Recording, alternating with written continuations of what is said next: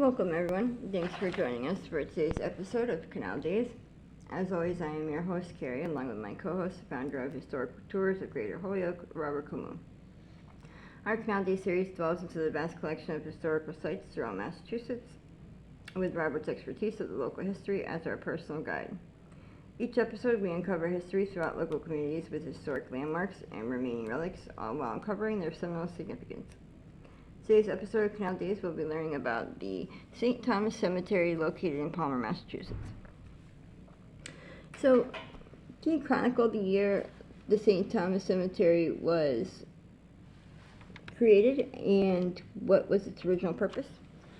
Yes, it was created in 1864 to be the first Catholic cemetery within Palmer. And it has, after that, another cemetery, then another cemetery put in, one for the people from Quebec, and then people from Poland.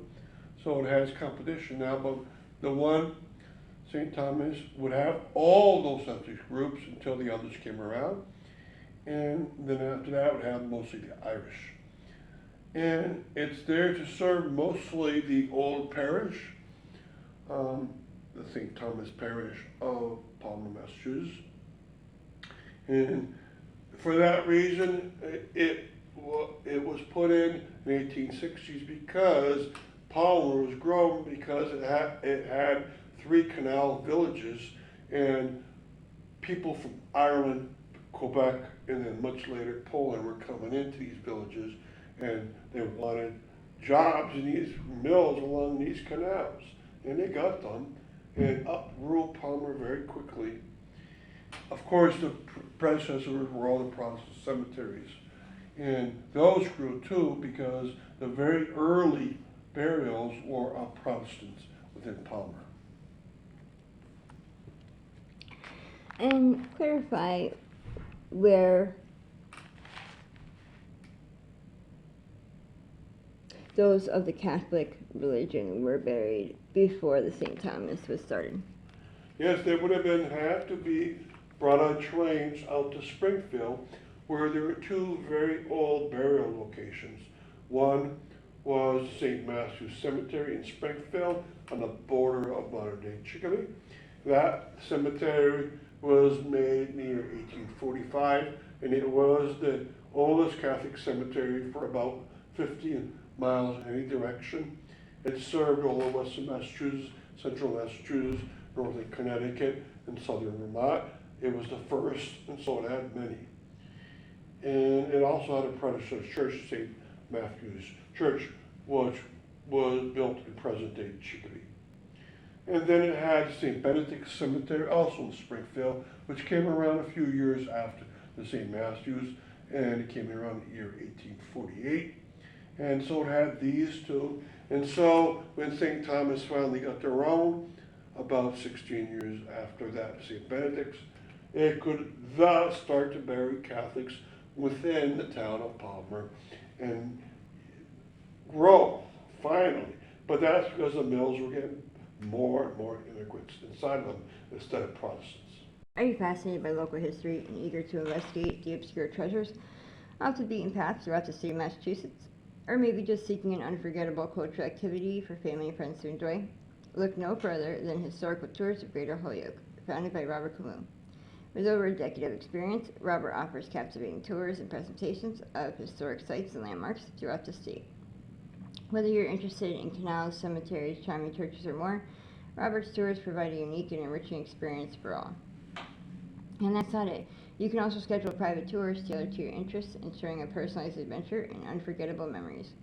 Perfect for families or groups of all sizes, making for an exciting hands-on learning experience that brings history to life. Simply visit holyokecanaltour.org or email bobcat4214, capital B, @yahoo.com to book your private tour today. Getting back to our podcast, reveal where the oldest burials are located. The oldest burials in this cemetery, if you go up the rightmost drive, not the center one, you come up a hill, and about maybe 20 yards up the hill, the old burials start, and they're on the right side of that road. and they continue upwards for about 30 yards. Beyond that is a very bare section. In that section are the people that could not afford their own burial location or stone as a type of Catholic potter's field. And being the first Catholic cemetery in Palmer, it's actually pretty big. And then beyond that is the children's section. And there's probably beyond that a non-baptized children's section. There is a strip beyond that that probably was added chronologically later. And so it looks like it's not the absolute back where the non-baptized babies are. So these special sections don't have many stones to it, but that sets it off and you can tell where it is. And enlighten us on the history of the tomb within the cemetery. Oh, there's a tomb within the cemetery, which is very unusual for a Catholic cemetery. Extremely unusual. In fact, it's the only one I've ever seen. And I've been to about 200 cemeteries around Massachusetts. Nowadays it has a name. It's called the Branch Donahue Memorial Vault. It says restored 2003 on the plaque. The vault is still there. It's a holding tomb for burials for which happened during the dead of winter, where it was hard to dig into the soil and get the bodies buried. Usually the Catholics would have to pay the Protestant cemeteries to hold the Catholic burials. They'd probably got sick of paying these fees because they're having so many Catholic burials here. And so what happened that at that point they made their own. Very unusual. You don't find this even in the largest cemeteries around Western Massachusetts for the Catholics. You do find them in a lot of the medium and large-sized Protestant cemeteries, but they're almost required because the state would force them to take care of the bodies during the winter. So you have a very unusual site. It's named after the two people that paid to have it restored. Those two people, they were married to each other, and their last names were Branch and Donahue. And so that's why it's called the Branch Donahue Memorial Vault. It's not that they're buried inside here. This would be empty now. These kind of holding tombs are no longer necessary since there's equipment available where they can melt the top portion of the ground down to about a foot deep and then dig into the ground even during the coldest months. And so this is just there because it's embedded into a hillside and hard to get rid of. Some Protestant cemeteries have gotten rid of those if they were small, but this one is medium-sized and into the hillside itself, so it's still around, and I'm glad they fixed it up in very recent years. So, great place to go visit if you want to learn a little bit about the history of Palmer itself. Thank you. And thank you for tuning in to our Canal Days series and joining us on discovering the rich history of the Connecticut River Valley. We hope you enjoyed uncovering some of the hidden Overlooked marvels and their fascinating stories that shaped our past and the state of Massachusetts. A special thanks to Robert Camus, founder of Historical Tours of Greater Holyoke, for sharing his passion and expertise with us. Remember, you can find more information about Robert's tours, book private tours, and explore the Canal Days video and podcast series at holyokecanaltour.org. If you enjoyed today's episode, please like, comment, and share. We'd love to hear your thoughts and suggestions for future episodes. Don't forget to keep exploring and discovering history that is hidden in plain sight all around us. Thanks for listening, and don't forget to check out holyokecanaltour.org and tune into our next episode of Canal Days. Till next time.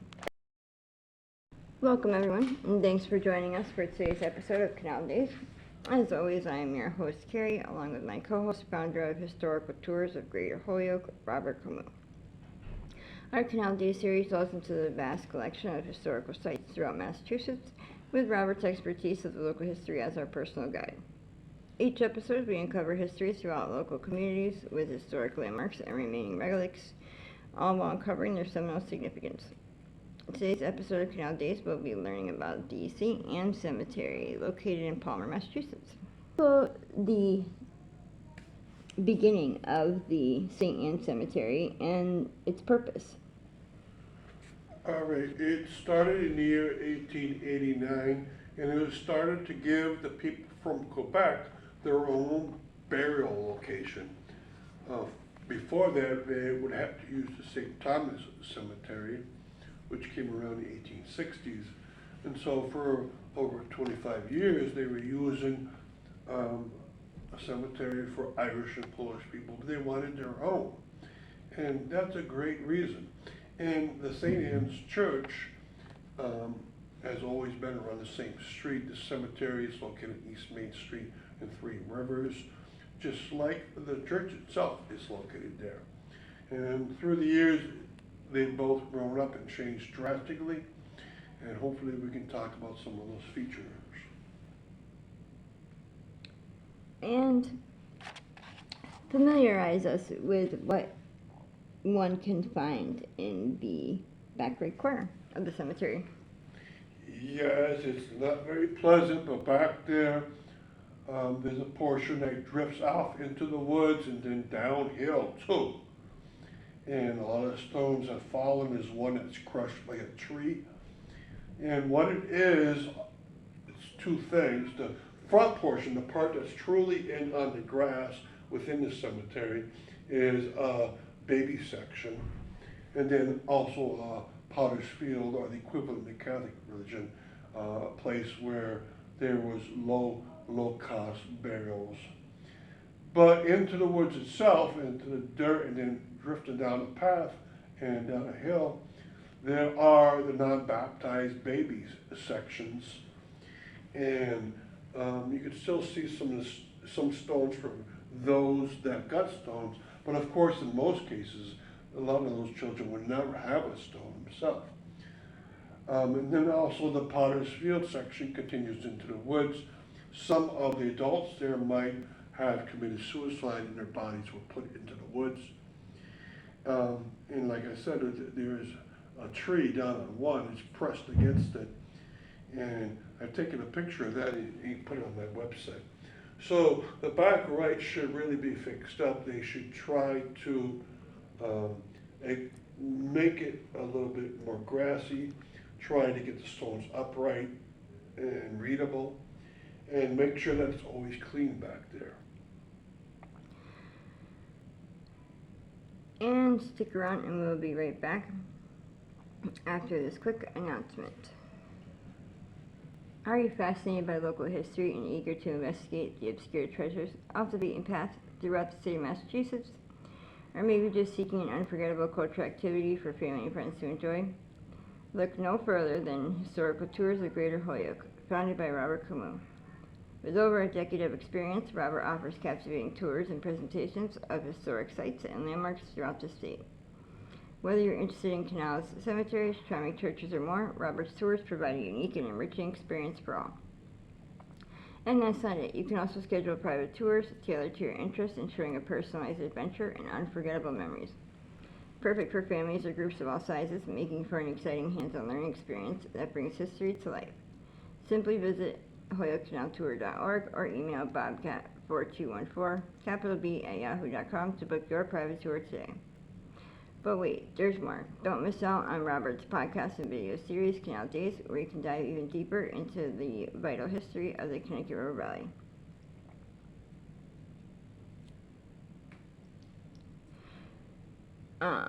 Getting back to our video podcast. Divulge who is buried within the priest circle. There are two priests buried there, including the founder and the first pastor of the St. Anne's Church. Now, he has a memorial here, and I'm going to read it because it's all in French, like you would expect. And I'll read it to you in English. To the memory of the pastor Ladius Geoffroy, priest of the parish of the St. Anne's, Three Rivers, Massachusetts. And his term there was 1905 to 1930. He was born the 18th of January, 1864, ordained the 15th of August, 1889, and deceased the 25th of August, 1930. rest in peace. His body lies in the crypt of the seminary of Sherbrooke, province of Quebec. À la mémoire de Ladius Geoffroy, curé de la Paroisse, and then the rest I translated for you. Son corps repose dans la crypte du séminaire de Sherbrooke, Quebec. So he's not buried here. He's buried up in Quebec in the school, the seminary that he attended. I added his burial information to find a grave at that location. So this is a cenotaph. That means that the body is not truly here, but there's a memorial inscription for the person. Very nicely done. It has a beautiful scene on the very top of it of a crucifixion. In front of that is another burial stone of another priest. So there's two priests buried within this area. The second priest is Reverend Silvio Levesque, lived from 1920 to the year 2007, ordained 1946, beloved pastor of the St. Anne's Church from a term of 1969 to 2007. Un prêtre pour toujours, a priest for all. And so the two most important priests that ever served here are memorialized here. One is buried here, and the other one has a cenotaph at this location. Wonderful touch. It's all alone in the mid-strip location, and behind it is more room for other priests that might be buried here. And describe the conditions the cemetery is in currently. Well, for the most part, it's a very well taken care of cemetery. It has a nice maintenance building off to the right-hand side with a beautiful engraved cross embedded into it. It has this nice priest section that I just told you about. And towards the front, they have a nice fence and gate area. In the modern section, so burials after year 2000 are especially very nice. But the 1900 burials are well taken care of. It's nicely landscaped and groomed. The only part I don't like is the non-baptized baby section and the Potter's Field section that is in the very back right, going down the hill. There's even a path there. I think they should put a tiny fence around that area to at least tell people that this is part of St. Anne's Cemetery and there are people, including children, buried there. That path should not be there. If people really need to be on the path, another portion of that path comes up into the cemetery, so they can block this portion, so they can walk on over the site where the bodies are.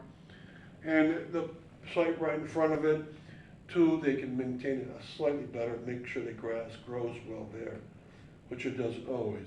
So, a little work would be great here, but overall, very nice. And of course, I love that priest section very much. Thank you. And thank you for tuning in to our Canal Days podcast of the St. Anne Cemetery located in Palmer, Massachusetts, and joining us on our journey through the Connecticut River Valley. We hope you enjoyed uncovering some of the hidden and overlooked marvels and their fascinating stories that shaped our past in the state of Massachusetts. A special thanks to Robert Camus, founder of Historical Tours of Greater Holyoke, for sharing his passion and expertise with us. Remember, you can find more information about Robert Stewart's book Private Tours and explore the Canal Days video and podcast series at holyokecanaltour.org. If you enjoyed today's episode, please like, comment, and share. We'd love to hear your thoughts and suggestions for future episodes. Don't forget to keep exploring and discovering history that's hidden in plain sight all around us. Thanks for listening, and don't forget to tune in to holyokecanaltour.org and the next episode of Canal Days.